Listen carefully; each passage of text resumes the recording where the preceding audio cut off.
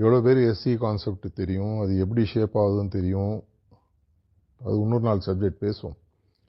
இது ஷேப் ஆகணும்னு சொன்னால் இங்கே என்னுடைய வாழ்வானது அவருடைய வாழ்வினுடைய ரிஃப்ளெக்ஷன் ஆகும். இதுக்காக தான் ஆக்சுவலாக ஒரு 1.5-2 வருஷம் முன்னாடி தமிழ்நாட்டில் நம்ம இதை பண்ணோம். என்ன பண்ணோம்னா, ஒரு 100 நாட்கள் என்னுடைய வாழ்க்கையை குருநாதரை போல் வாழ வேண்டும்.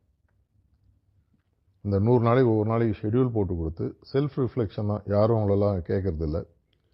அதில் 1400 பேர் கிட்டத்தட்ட ரெஜிஸ்டர் பண்ணாங்க. என்ன நடந்ததோ என்னன்னு தெரியல, அந்த 1400ல் 350 பேர் இன்னைக்கு ப்ரிசெப்டர் ஆகிட்டாங்க.